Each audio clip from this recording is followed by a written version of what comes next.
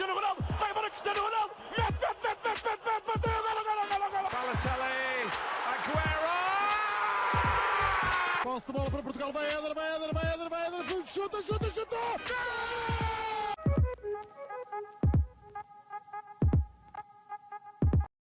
Olá, sejam muito bem-vindos a mais um episódio do podcast dos Panencas. Estou acompanhado do habitual Miguel Rocha e hoje vamos falar de um tema que, enfim, é muito próximo do Miguel, dos Miguéis que estão aqui e já vou apresentar o convidado. Vamos falar sobre a época do Futebol Clube do Porto e para tal trouxemos Miguel Pereira, que já tinha vindo cá falar, mas sobre o futebol brilhante de Fernando Santos. Portanto, Miguel, como estás?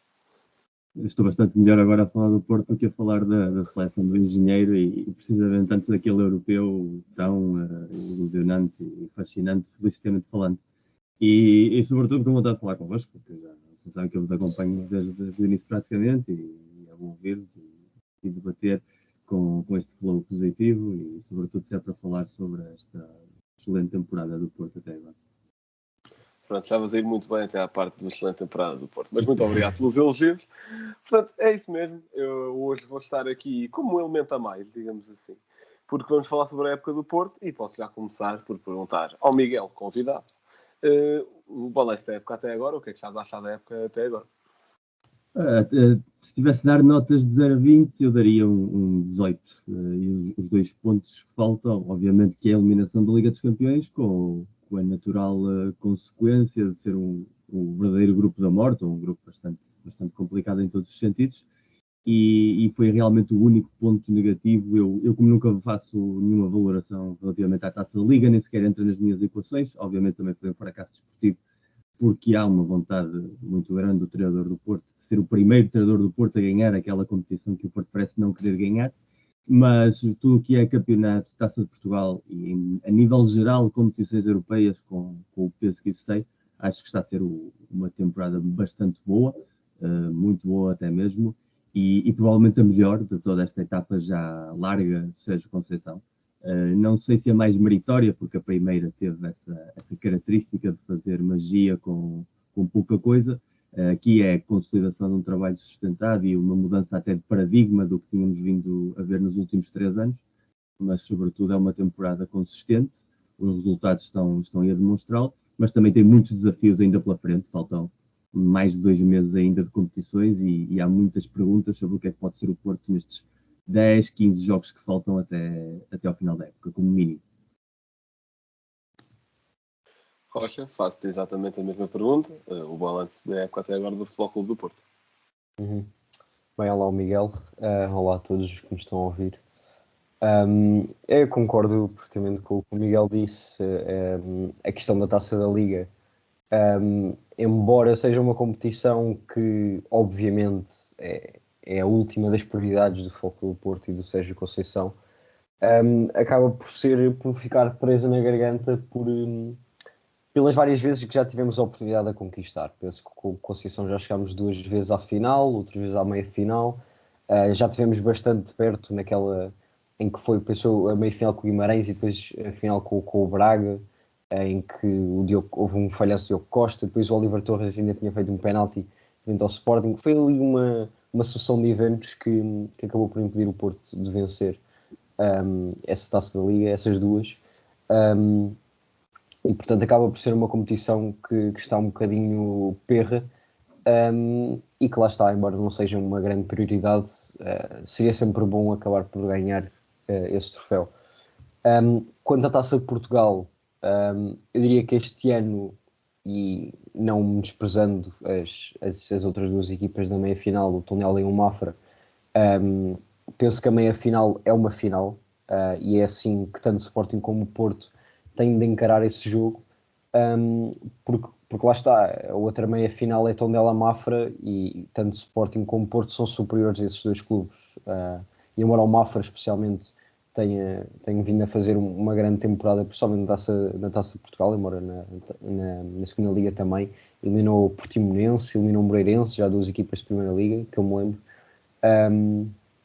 e portanto é assim que neste caso, e estando a falar do Porto, temos de encarar este jogo como uma verdadeira final, porque depois, vencendo o Sporting, para ir ao Jamor tem de ser para ganhar mais uma Taça de Portugal. E, portanto, nesse aspecto, está a ser uma boa época e penso que esta meia-final será a etapa mais difícil até conquistar o troféu. Quanto a competições europeias, houve o fracasso, que no Porto tem de ser sempre um fracasso, quando não se passa a fase de grupos da Champions. É verdade que com clubes muito, muito bons por toda a Europa, Liverpool, Atlético e Milan, e clubes que estão bem ou estiveram bem o ano passado nas suas competições, e sinceramente ficou, e nós já falámos sobre isso também no fim da fase de grupos, ficou esse amargo na boca por não termos passado, porque tínhamos oportunidades para isso, principalmente fora contra o Atlético, poderíamos ter ganho o jogo. Em casa contra o Atlético também foi um jogo um pouco estranho com as expulsões que houve. Contra o Milan também fora empatámos, poderíamos ter ganho. E contra o Liverpool um pouco mais difícil de lhes roubar pontos. Mas portanto teria sido, se calhar acaba por ser o maior fracasso do Porto esta temporada até agora, que se possa dizer. No que toca à Liga Europa, é uma competição que o Porto tem de encarar como candidato, embora haja clubes fortíssimos na competição, seja o Sevilha, que ganha a Liga Europa 5 em 10, seja o West Ham, que vai jogar contra o Sevilha, seja o Leipzig, seja Leverkusen, Atalanta, Barcelona, ou seja, jogadores, clubes muito fortes, ou até mesmo o próprio Lyon, que o Porto vai defrontar agora nos oitavos, que embora não seja muito bem na Liga Francesa, acaba por ser uma boa equipa, e ficou em primeiro lugar no grupo deles, penso eu, e portanto é uma competição que o Porto tem de encarar como candidato, mas que vai ser difícil. E no que toca ao campeonato, o Porto não conseguiu aproveitar esta oportunidade que teve este fim de semana de ficar a 8 pontos do segundo lugar e a 12 do terceiro, penso eu. Neste empate frente ao Gil Vicente, em que o Porto jogou contra 10 desde os 3 minutos, e embora tivesse havido oportunidades para o Porto marcar e ter fechado o jogo, não conseguiu fazer, entrou a perder até na segunda parte, por volta dos 60 minutos. Mas acaba por ser uma boa temporada do Porto, ou muito boa, obviamente, ainda com 0 derrotas no campeonato, e acabar o campeonato invicto também acredito que seja um objetivo do Sérgio Conceição, a seguir a ser campeão. E portanto, overall, está a ser uma temporada das melhores do Sérgio Conceição do Futebol Clube Porto. Pronto, também um bocadinho de um olhar mais fora, e também o olhar do principal rival neste momento em Portugal, do Porto.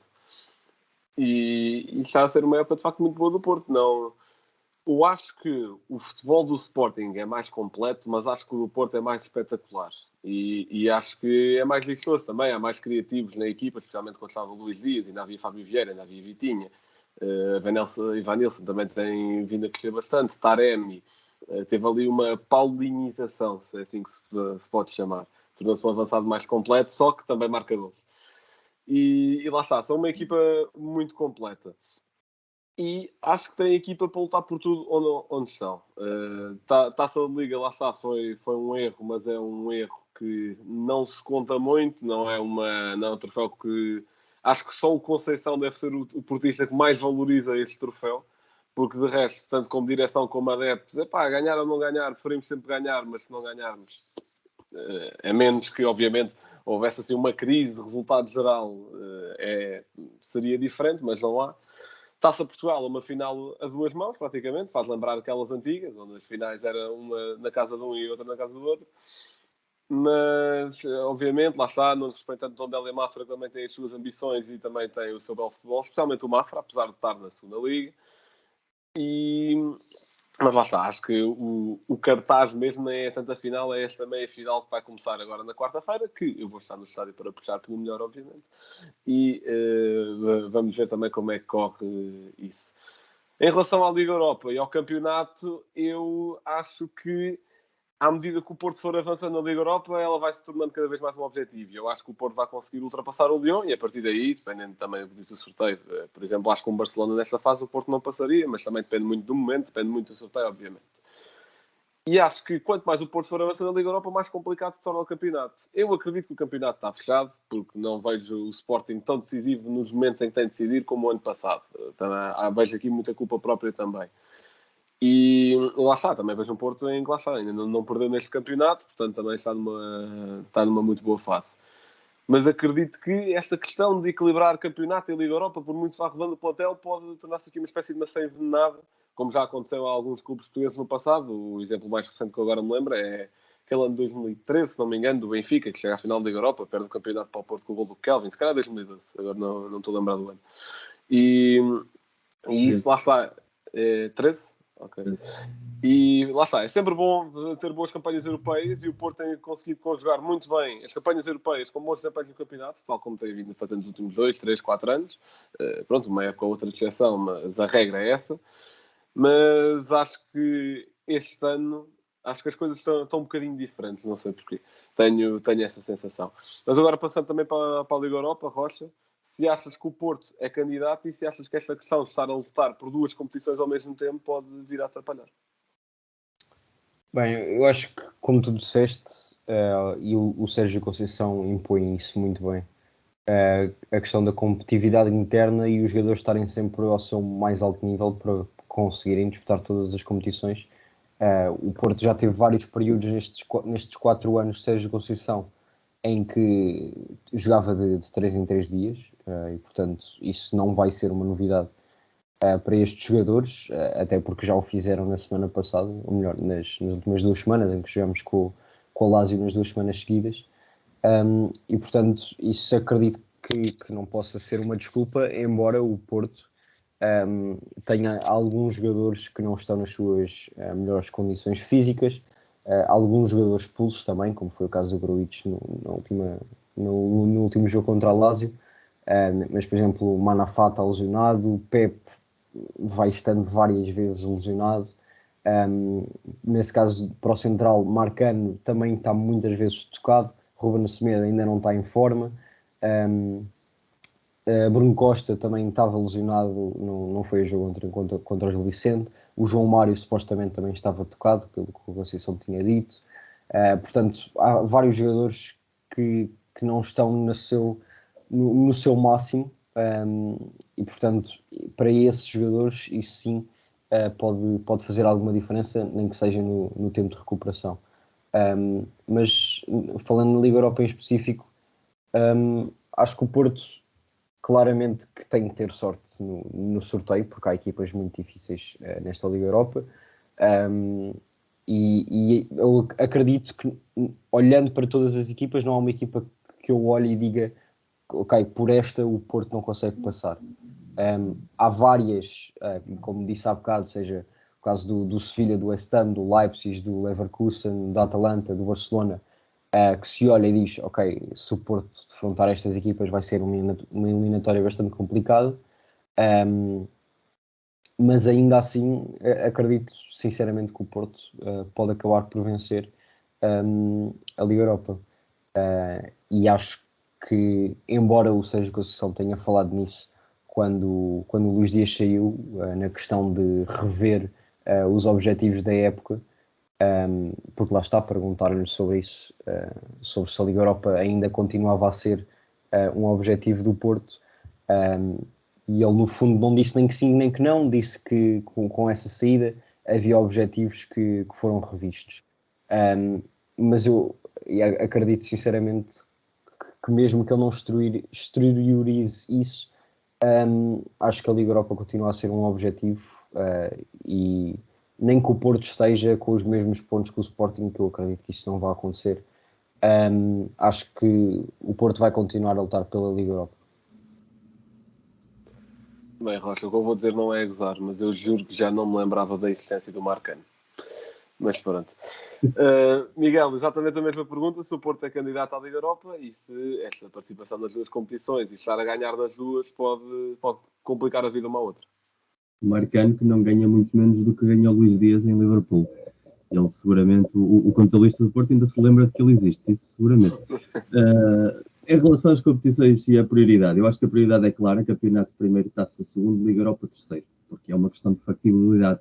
O Porto sabe que o campeonato é favorito, a situação atual pontual tem de ser favorito, igual que o Sporting era o ano passado, quando tínhamos uma diferença de pontos, isso é inequívoco, que a Taça de Portugal é um duelo mano a mano, entre os dois mais fortes candidatos desde o início da competição. Vão jogar esta final a duas mãos, como vocês disseram bem. Espero que a final seja mesmo no Jamor, como disse o Miguel, e não inventem depois outra rábula e acabem por levar os adeptos do Mafra e do Tondela para Aveiro ou para Coimbra. Não faz muito sentido quando tem essa possibilidade histórica de ir ao Jamor, seja contra o Porto, seja contra o Sporting.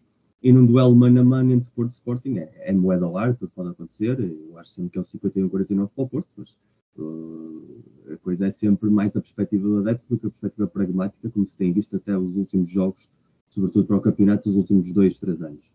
Portanto, a partir daí, essas são as competições factíveis em que o Porto tem uma obrigação clara de querer ganhar e de as ganhar. As competições europeias, nenhum clube português tem a obrigação de as ganhar, a não ser que, de repente, o Porto, o Benfica, o Sporting caíssem na Conference League, que é a única competição onde seríamos sempre máximos favoritos, tendo em conta o resto do cartel de equipas que lá estão. Porque a Europa League é cada vez mais uma competição mais prestigiada, o acesso direto à Liga dos Campeões mudou a perspectiva de muitos países e de muitos clubes que olhavam para aquela competição. Na época em que o Benfica foi a 2 finais seguidas, havia claramente equipas que chegavam aos quartos de final e diretamente deixavam de competir, porque não lhes interessava, e muitas passavam sequer a fase de grupos com os jogadores da equipa de reservas, sub-23 e jogadores pouco rodados, porque aquilo era mais um problema de calendário do que uma coisa prática. Hoje, tendo em conta como vão os diferentes campeonatos nacionais, a Europa League pode ser uma porta de acesso muito importante à Champions League, e basta ver, por exemplo, no caso de Itália, da Atalanta, tem tido presença constante na Champions e que pode encontrar na Europa League essa porta, já que este ano as contas da Série A estão mais complicadas. O próprio Barcelona, que ainda está naquela fase ascendente do projeto Xavi, mas ainda não tem claro que está nos 4 primeiros do Campeonato Espanhol, e também pode ter sempre essa porta aberta via Europa League, e mais o Xavi sendo um treinador novo, vai querer ganhar títulos depressa para demonstrar que o pedigree que tem a nível teórico se aplica a nível prático, e apesar de que para um Barcelona a Europa League é um título menor, como é óbvio, para Xavi não deve ser como treinador, e isso se joga muito a seu favor nesse sentido. Portanto, aí o Porto tem de entrar com otimismo, com proatividade, consciente de que perdeu o melhor jogador da competição, e eu faço sempre o mesmo paralelismo, que só o Porto de 2013 em janeiro perde Deco, se o Porto de 2011 em janeiro perde Falcão, podiam ter ganho as duas competições, mas seria muitíssimo mais complicado de fazer. E neste caso o Porto perdeu o equivalente a essas duas figuras, tanto a nível de talento individual como de importância no desenho tático, e a partir daí, obviamente, que não se lhe podia jamais exigir à equipa ganhar essa competição sem o Dias. O que se pode exigir é ir passo a passo. O Porto, para mim, é muito superior ao Lyon, em praticamente todas as facetas do jogo, tem melhor plantel, tem melhor treinador, tem uma estrutura de jogo mais bem organizada. Não vai ser um duelo fácil, porque aqui entra outro elemento importante nestas contas, que é a experiência acumulada. E depois, como ele está a dizer há pouco, é certo, o Porto, o ano passado, foi aos quartos de final da Champions League, e se não tivesse tido de jogar os 2 jogos em Sevilha, se calhar as coisas podiam ter sido diferentes, perdeu ali o efeito casa que tinha sido importante noutros jogos, e realmente o que se vê no Porto dos últimos 20 anos, 25 anos, ou se queremos reduzir só a etapa Sérgio Conceição, é um clube que está habituado a competir na Champions League regularmente, já foi a 2 quartos de final. Portanto, chegar a março e estar a lutar por campeonato e por Liga dos Campeões, que é uma competição um nível de dificuldade superior acima da Europa League, é algo que está bem presente nesse grupo de trabalho, no staff técnico e no plantel. Portanto, isso a eles não lhes vai surpreender, não é uma novidade como tal. E não acredito que seja por aí o problema. O problema virá seguramente do sorteio. Se o Porto se classifica com o Lyon, depois pode acontecer de tudo. Pode acontecer que caia imediatamente um Barcelona, que está claramente num momento muito forte, como pode aparecer um Mónaco, depois de eliminar o Braga, por exemplo, e de repente o Porto está nas meias finais, e qualquer equipa que chega a uma meia final de uma competição europeia é candidata a ganhá-la. Isto é assim, porque é pura matemática, faltam 3 jogos para acabar a competição, portanto não faz sentido excluir ninguém. O grande problema aqui é a manta do plantel do Porto. O Porto já não começou a temporada com um plantel bem estruturado. Havia um desequilíbrio posicional muito grande, havia posições onde havia um claro overbooking e posições onde havia claras debilidades, e com a evolução do mercado de inverno, as saídas de Luís Dias, mas também de Corona e de Sérgio Oliveira, houve ali uma mudança de opções para o treinador jogar de uma determinada forma. Aí se somam várias lesões, sobretudo no setor defensivo, como o Miguel tinha dito, jogadores que não são particularmente bons, mas são jogadores que faziam minutos.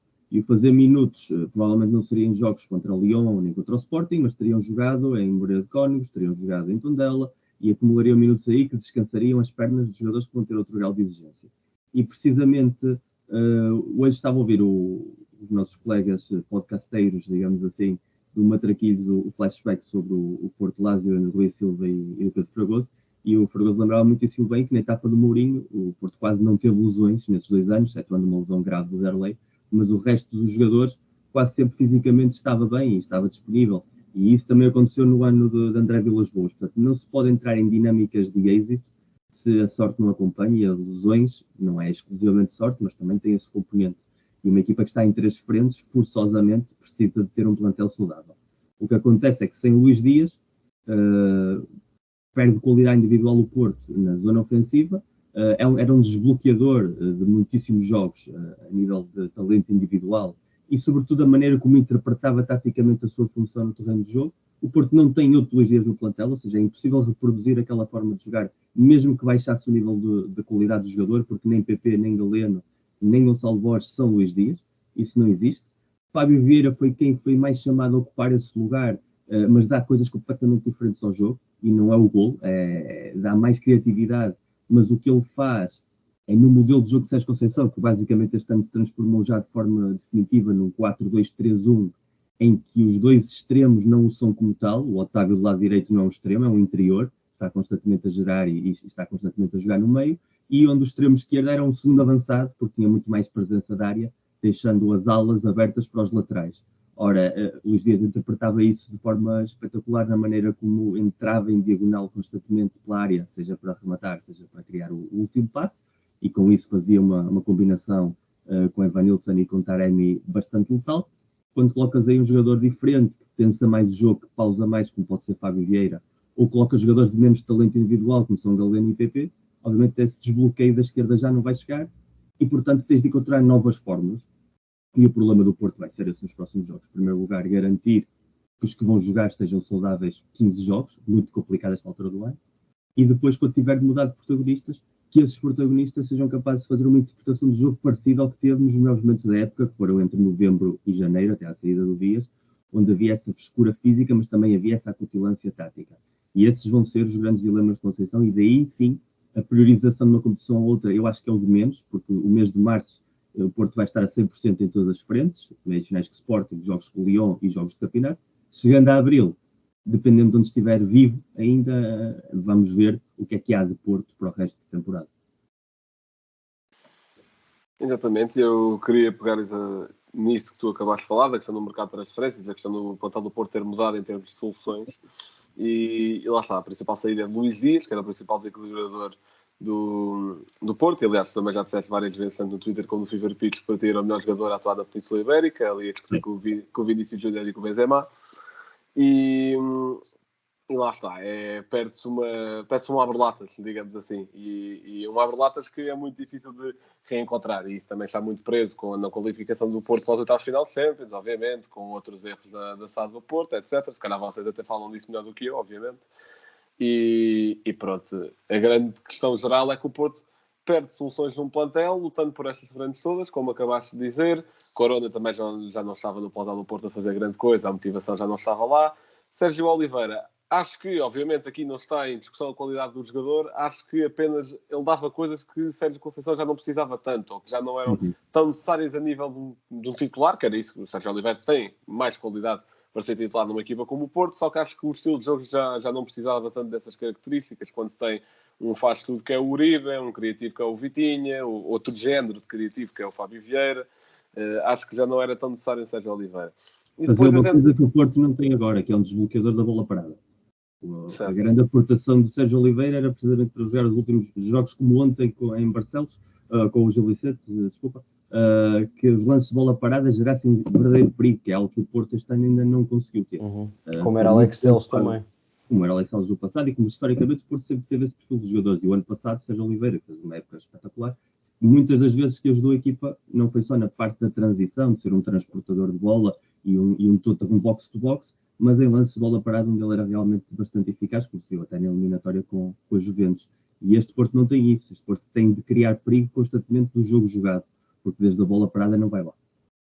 Exatamente, e a bola parada também é um momento muito importante do jogo, e é um dos 5 momentos, dos 5 momentos do jogo, e tendo a retirar algum poder de fogo num desses, obviamente que se fica um pouco mais longe de sucesso e de ter um futebol mais completo.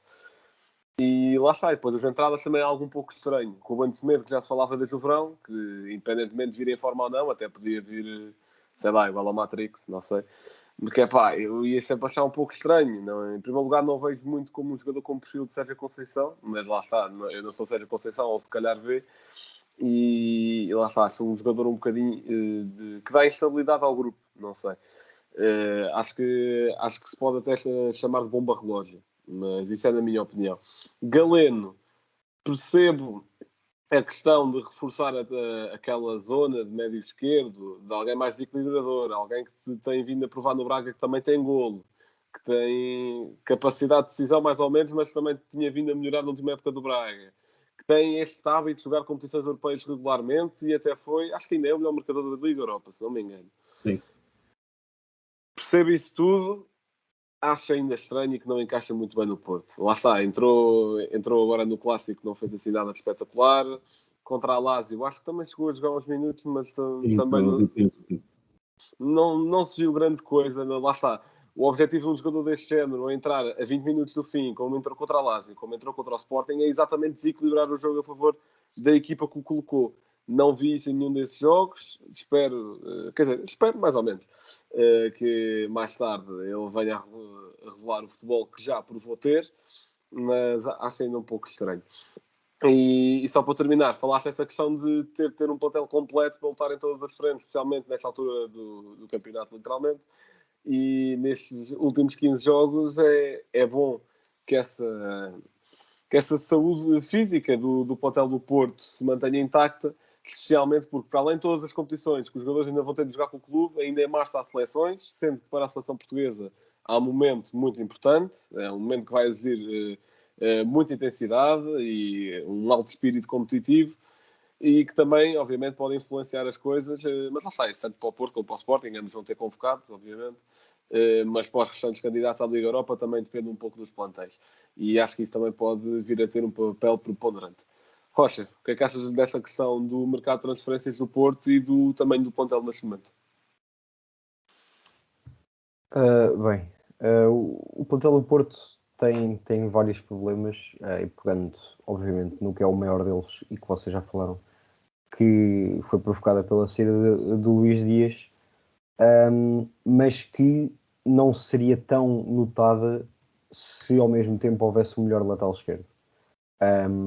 Nós temos o Zaidu desde o início da época, contratámos o Wendel mesmo no fim do mercado, e que na minha opinião é uma contratação falhada, porque o Wendel não acrescenta muito ao jogo, é um jogador muito intempestivo, falha muitas vezes em questões fulcrais, e portanto eu acredito que não seja o jogador indicado para o Porto, e isso vê-se precisamente pelo Zaidu continuar a ser titular na maior parte dos jogos, embora ele teve suspenso não sei quantos na Champions, ou melhor, teve nos 2 jogos contra a Lazio pela expulsão frente ao Atlético. Mas começando logo aí por esse lado esquerdo, sem Luís Dias, o que tem acontecido, especialmente nestes últimos 2, frente à Lazio e agora frente ao Gil Vicente, é uma falta de criatividade na frente esquerda, e não haver um jogador que vá até a linha de fundo como fazia Luís Dias, em que pegava na bola e passava por 2 ou 3 e chegava à linha de fundo e tinha a possibilidade tanto de rematar como cruzar atrasado ou para o segundo posto, o que fosse. Ele tirava alguma coisa desse tipo de lances. E neste momento nós não temos um jogador assim. O Zaidu ainda ontem, Sérgio Conceição passou-se com ele por ele ter o corredor esquerdo totalmente aberto, e fazerem um passo do outro lado do campo e ele voltar a pôr a bola para o meio campo quando poderia perfeitamente arrancar pela ala.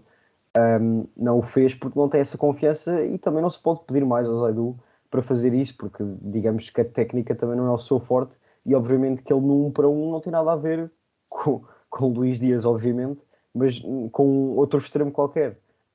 E eu sinceramente achava que o Galeno, embora soubesse que eram jogadores diferentes, achava que ia pegar mais nesse aspecto do 1 para 1, colado à ala, como fazia Luís Dias, embora de uma forma diferente.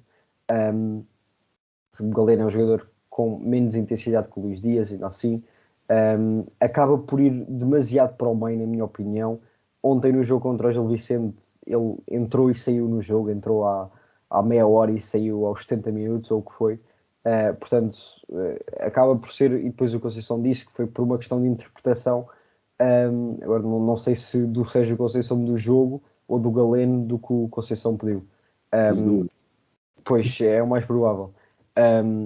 E portanto, acho que acaba por ser um jogador que ainda não engatou, e que pronto, é verdade é que o Luís Dias, quando chegou ao Porto, também não era titular e obviamente já se via nele uma capacidade completamente diferente dos colegas, mas acabou, não engatou logo, portanto daremos essa oportunidade obviamente ao Galeno de fazer mais do que fazia no Braga, porque também é para isso que ele é contratado, não é para fazer o mesmo do que fez no clube de onde veio. Portanto, eu acho que esse corredor esquerdo acaba por ser dos maiores problemas do Porto, seja na defesa, seja no ataque. E isso viu-se muito, especialmente no jogo contra o Sporting, que eu até falei, disse aqui. Para além de terem anulado o Vitinha, conseguiram totalmente tirar todo o proveito do lado esquerdo do Porto, do lado direito do Sporting, principalmente com o Porro. E que é o que a maior parte das equipas vão acabar por fazer, porque claramente é o corredor mais fraco, que é apenas compensado pela questão da intensidade que os jogadores do meio campo e do ataque têm, porque o Taremi acaba por cair muitas vezes na esquerda, tanto Vitinha como Uribe às vezes vão pressionar na esquerda, Fábio Vieira quando joga também, e portanto apenas é compensado por esse tipo de jogadores. Eu sinceramente estou a gostar cada vez mais de PP, e acredito que vai ser um jogador cada vez mais importante. Sinceramente, acho que está a passar um pouco à frente do Conceição, e acabou por ser assim já desde o início da época. E acho que se Galeno não engatar, PP, como tem andado a jogar mais à direita, acho que o Gonçalo Borges pode acabar por ser cada vez mais opção, pelo menos ir para o banco nos próximos jogos, se assim o jogo o pedir. O Gonçalo Borges acho que ainda tem de melhorar bastante a tomada de decisão. É um jogador que ainda é muito agarrado à bola, e isso é das suas maiores falhas. Acredito que será um pouco diferente também jogando na equipa A do que na equipa B. Isto estou a falar dos jogos que ele faz na equipa B. E portanto acredito que ele, passando para a equipa A, possa passar a melhorar esse seu aspecto. E depois, falando das outras posições, acredito mais, a não ser, acredito que estão mais equilibradas. Penso que, e já tinha dito isto, que temos o melhor meio campo do campeonato, e onde nos falta precisamente melhorar é no centro da defesa, porque Pepe com 39 anos, Marcano com 34, lá está, Ruben Semedo não na sua melhor forma, Fábio Cardoso, eu já mudei bastante a minha opinião sobre ele. Quando o contratámos, acreditei que não era um jogador muito forte, sinceramente. Depois melhorou, principalmente nos clássicos frente ao Benfica. Ontem acabou por fazer uma defesa que, na minha opinião, é completamente errada, a forma como ele abordou aquele lance. Portanto, acaba por ser um jogador também muito inconstante. O melhor central neste momento, no sentido de competitividade, e porque também jogar a maior parte dos jogos, é claramente o Mbemba, que veremos se vai sair do Porto, porque, se eu não me engano, o contrato dele acaba para o ano. Portanto, veremos também o que acontece nesse aspecto. Até porque, e pegando também já aqui na formação do Porto, centrais não existem muitos na equipa B. Temos o Diogo Leite do Braga, num negócio que eu ainda não sei bem como é que é, mas acredito que está emprestado, que o Porto ainda mantém uma percentagem. E quanto à equipa B, temos o João Marcelo, que já foi chamado à equipa A também, e o Roman Correia. O João Marcelo, acredito que pode ter algumas oportunidades, mas acredito que seja o único. E, portanto, o centro da defesa vai ser uma posição que o Porto se vai ter de reforçar. Passando para as alas, acho que principalmente, mas obviamente nestes jogos não, porque ele não tinha o ritmo, mas a integração do Tomás Esteves na equipa principal, acho que é um passo que tem de ser dado. Com o Bruno Costa ao lateral direito, acredito que não seja a melhor opção, aí que Tomás Esteves faria muito melhor, embora ele tenha voltado de lesão há cerca de um mês ou mais, se calhar. Penso que voltou no início do ano. E, portanto, acho que o Tomás Esteves tem de integrar cada vez mais a equipa principal. Tem de ser uma opção à frente do Bruno Costa, obviamente. O João Mário, ainda assim, acaba por ser, obviamente, o titular. Manafá está lesionado, portanto, ainda mais a necessidade de termos outro lateral direito. Na esquerda, Zaidu e Vendel são os dois, obviamente, titulares, embora nenhum deles, penso eu, que tenha a capacidade para o ser, como foi o antecessor deles, Alex Telles. E na equipa B temos João Mendes, que também já se estreou pela equipa principal do Porto, mas que ainda assim acredito que não venha a ser um titularíssimo nos próximos anos. No meio campo, acredito que seja também onde estão os nossos maiores talentos, seja com o Vasco Sousa ou com o Bernardo Folha, que já teve ontem no banco. E, portanto, acredito que podem ser dois jogadores que vão subir à equipa principal, se não para o ano. Para o ano, o Bernardo Folha, acredito que seja integrado definitivamente. O Vasco Sousa, um pouco mais difícil, é um ano mais novo, mas acredito que vai ter cada vez mais essas presenças. Veremos também para o ano voltam Romário Baró e Rodrigo Valente, que estão no Estoril. Também são dois jogadores bastante bons. E no que toca aos avançados, Francisco Conceição e Daniel Loader e Gonçalo Borges acabam por ser os três que têm mais essa capacidade. Os outros, e se calhar destaco um, que é o Marc Andé, que ainda é bastante novo, tem 17 anos. E, portanto, acredito que não seja ainda a fase de o integrar. Só falar sobre mais uma coisa, que é a questão se calhar perspectivar um pouco o mercado de verão, no sentido de dizer o seguinte: o Porto de Sérgio Conceição não é um Porto de vendas estratosféricas, muito por culpa dos tempos que vive o clube, do ponto de vista financeiro, e também do poderio negocial que o clube acaba por ter. As maiores vendas do Porto acabam por ser Militão por 50 milhões e agora o Luís Dias por 45. Tudo o resto foi bastante aquém. Se calhar o Fábio Silva vá por 40 milhões para o Wolverhampton, porque depois todas as outras acabam por ser transferências que ficaram muito aquém da qualidade dos jogadores, seja de Ricardo Pereira, de Dalot, de Felipe, de Alex Telles, de Herrera, de Marega, Aboubakar, Brahimi, ou seja, são todos jogadores de muita qualidade que saíram pelo valor muito abaixo das suas capacidades. E, portanto, este Porto não é um Porto vendedor e, portanto, como foi na primeira época do Conceição, infelizmente o Conceição não se pode não está dependente dos mercados no sentido de contratar jogadores, e, portanto, vai ser muito difícil para o senhor construir um plantel para o ano. Tenho essa sensação de que vão sair vários jogadores do Porto, infelizmente. E jogadores para sair vão ser os de maior qualidade, e, portanto, tenho essa sensação de que para o ano pode ser um ano difícil de construir um plantel competitivo se as vendas que forem feitas não forem pelos valores certos, porque embora haja vários jogadores da formação que estão prontos para agarrar o lugar, acredito que também haja muitos outros que não temos soluções completamente viáveis, e que, portanto, podem acabar por prejudicar o Porto. Bem, falaste aí de muitos miúdos da formação e não percebo porque tens tanta esperança neles, sendo que eles, quando acabar os contratos, vão para o Sporting. Mas pronto, é uma questão tua. Não sei se reparaste, mas não falei do Diogo Gabriel, portanto. Eu sei que não. Esse vem para cá para o ano e vai arranjar espaço.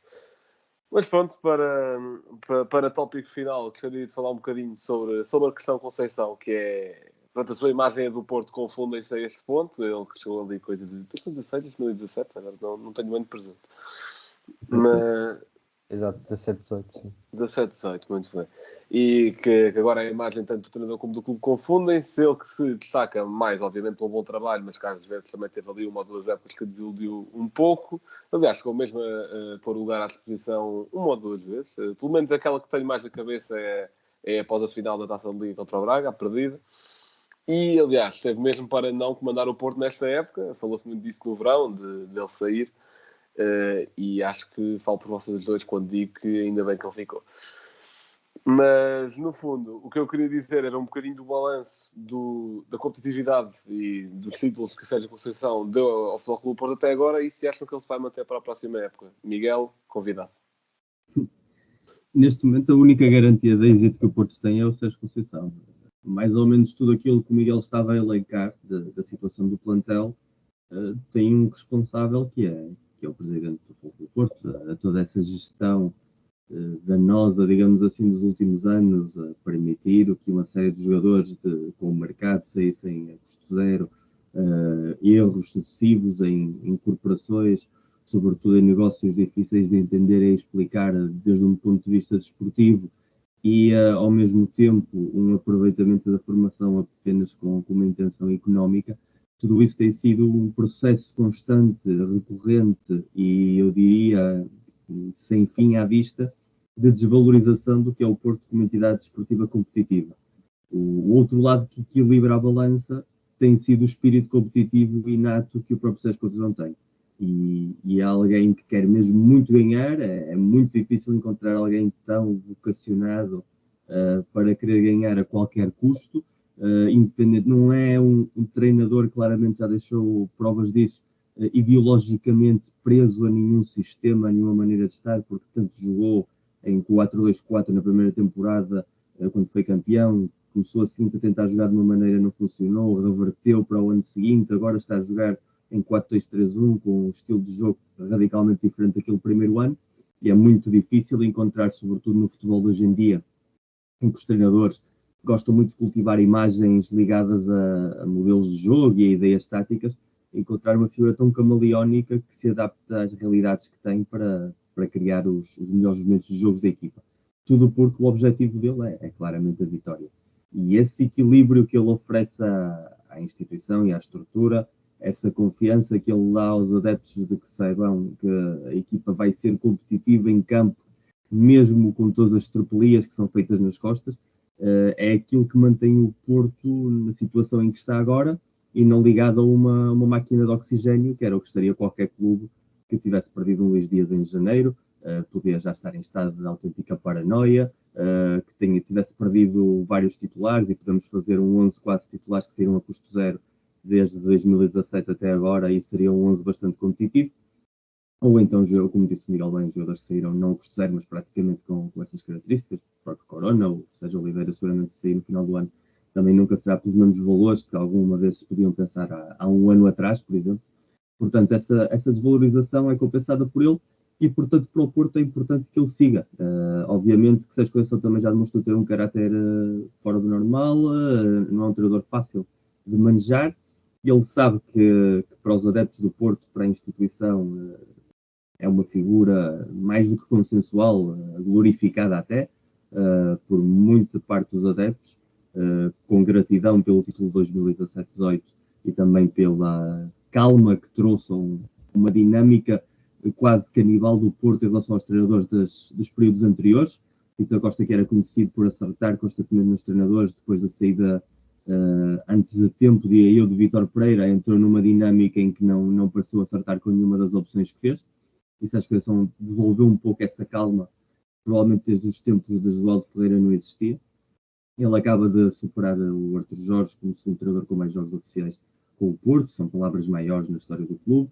O próprio Sérgio Conceição gosta disso, gosta de se sentir importante na história da instituição, tem um afeto genuíno e, portanto, vai querer cimentar, vai querer aproximar-se dos números do Pedroto, em número de jogos ganhos, em número de títulos, em número de referências. Portanto, eu acho muito improvável que ele saia. Porquê? Porque realmente Sérgio Conceição é um treinador que tem um mercado muito concreto, que é a Itália.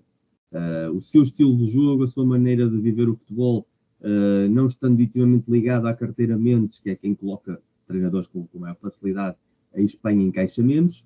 Na Premier League poderia encaixar pelaquela questão da intensidade, mas ao mesmo tempo o perfil mais belicoso choca muito com a cultura desportiva, de sportsmanship que os ingleses fomentam.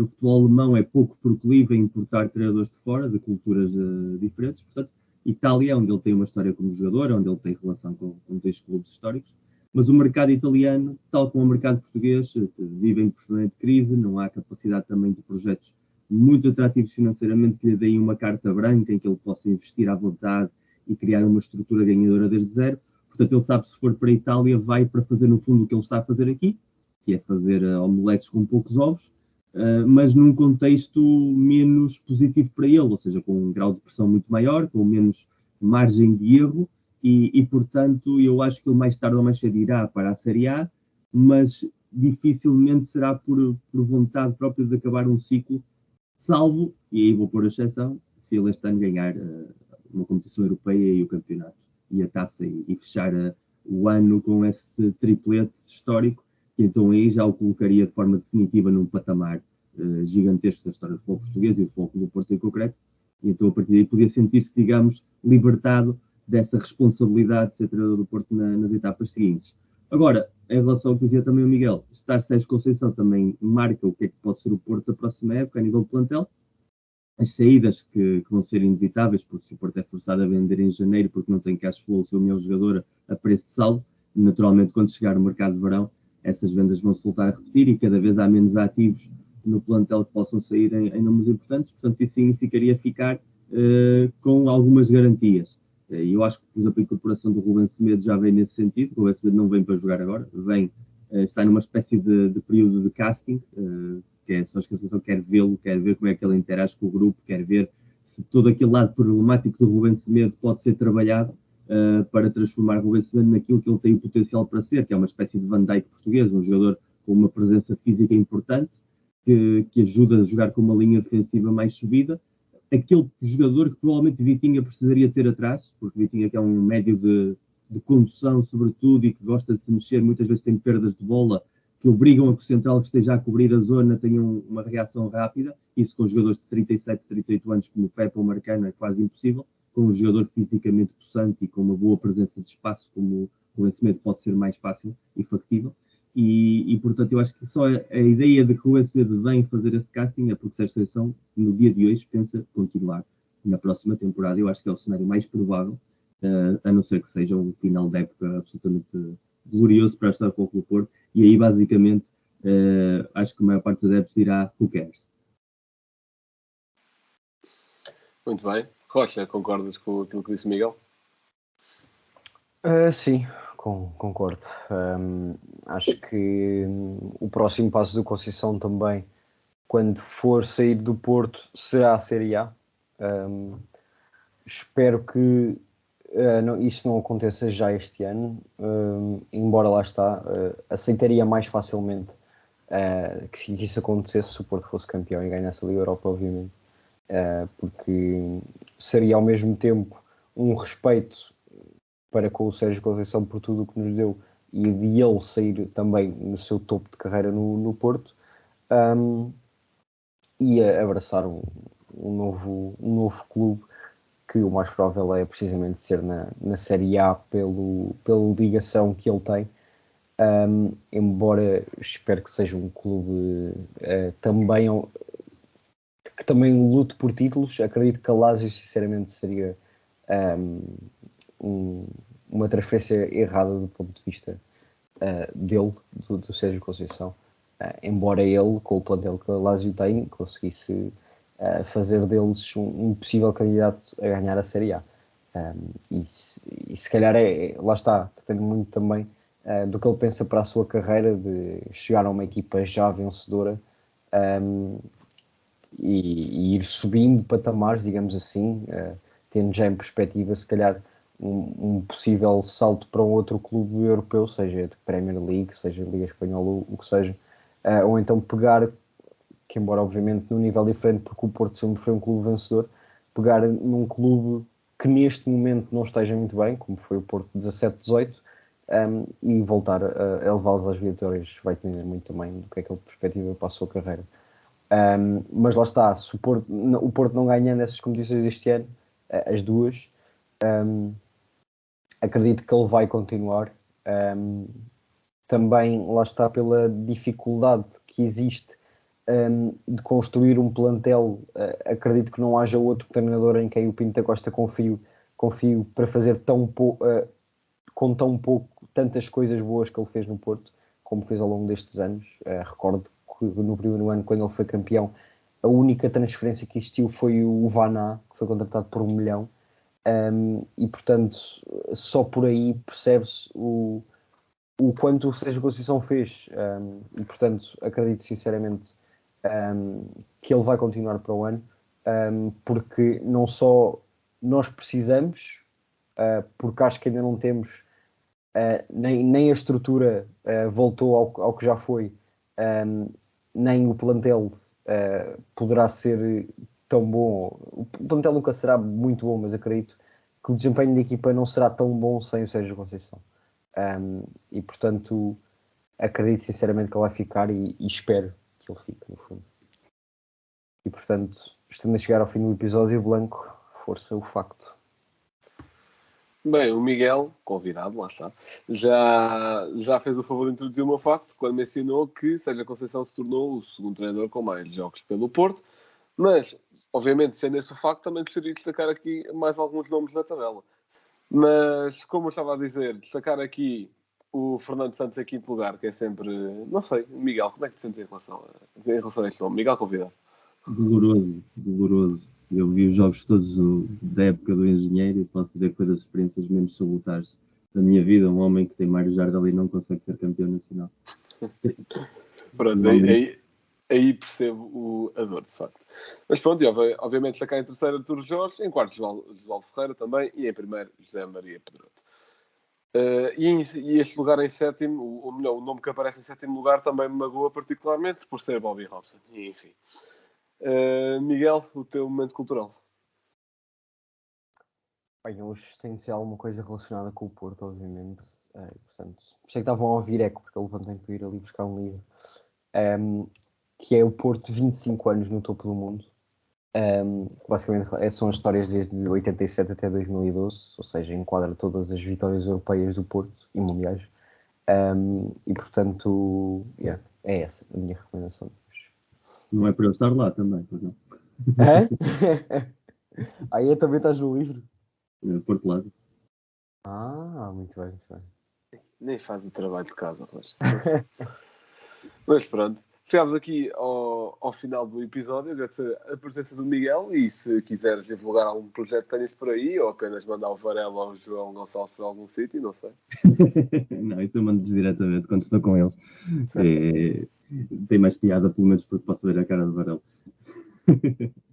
Não, é simplesmente da minha parte agradecer o vosso convite, não só por falar do Porto, mas por falarmos de futebol.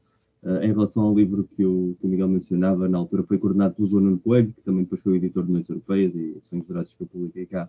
É um livro muito bonito, porque é um livro muito diferente daquilo que se costuma produzir em Portugal, que é um livro com sentimento de adepto. São textos escritos por 25 jogos de 25 adeptos, entre aspas, conhecidos, ligados ao Porto. Cada um a falar do seu jogo favorito nesse período de tempo que mediava os 25 anos que se celebravam Viena. E eu acho que falta essa literatura. Eu sou escritor, portanto, para mim falta sempre literatura, mas em Portugal falta essa cultura de livros de adeptos sobre os clubes, dessa ligação de histórias sobre os nossos clubes. Eu, por exemplo, há muito tempo estou metido num projeto que ainda não viu a luz, que era um pouco replicar aquilo que Jonathan Wilson fez em Inglaterra, que o Anatomy of, que é uma sequência de livros que tem o Anatomy of Liverpool, Manchester United e England, que é selecionar 10 jogos históricos de um clube e um pouco contar a história desse clube através desses 10 jogos. Falta isso em Portugal e Porto Benfica Sporting tem jogos mais suficientes para que isso funcione bastante bem. Falta ouvir a voz dos adeptos desde uma perspectiva emocional, como o Nick Hornby fazia também no Fever Pitch, e sempre que houver pequenos livros assim como o Porto 25, ou por exemplo os livros que o João Gonçalves escrevia quando o Benfica ganhava campeonatos e que também estão editados e por um adepto benfiquista eu imagino que seja emocionante de ler e de partilhar essas experiências, essas vivências. Acho que é sempre importante dar essa voz. E da mesma maneira que eu sempre digo que o podcast abriu uma porta muito boa para muitos adeptos de futebol falarem de futebol desde uma perspectiva mais saudável, mesmo dentro das rivalidades, continua a haver um mercado que é um mercado literário que chega a muito mais gente que se calhar chegam aos podcasts por limitação etária, mentalidade, e que também deveria estar mais explorado do que está. Exatamente. E já agora, só dizer que está mesmo aqui, Porto 4, Lazio 1, 10 de abril de 2003, Miguel Lourenço Pereira, Memórias de Granito e Chuva. Pronto. Portanto, ficam aí com esse trailer, digamos assim. depois tratem de conseguir ler o livro, obviamente mais direcionado a adeptos do Porto, mas também não faz mal malta de outros clubes ler. E pronto. Quanto a nós, sabem nos encontrar em tudo o que seja plataforma. Estejam atentos também aos conteúdos que vamos lançando. Nesta última semana lançámos uma rubrica nova que basicamente eu falo 5, 6, 7 minutos sobre a história de um interveniente do desporto qualquer. Decidi na última semana falar sobre o Dusan Vlahovic, que marcou um golo rapidíssimo na história da Liga dos Campeões, demorou 32 segundos a estrear-se, a marcar essa competição. Não sei com que regularidade vai ser aquilo, vai depender muito do tempo que eu tiver, mas pronto, vão-se mantendo atentos, no fundo. É algo diferente do que costumamos fazer aqui, enquanto pegamos num tema, discutimos, trazemos convidados, etc. Aquilo é um bocadinho mais exemplo, é basicamente contar a história de alguém e acho que também tem o seu interesse. Portanto, muito obrigado por terem ouvido e até uma próxima. Até a próxima. Liverpool 3-0. Corner taken quickly, Origi! Está isolado Cristiano Ronaldo. Vai embora Cristiano Ronaldo. Mete. Bateu. Golo. Balotelli, Aguero! Posse de bola para Portugal. Vai Éder. Chuta.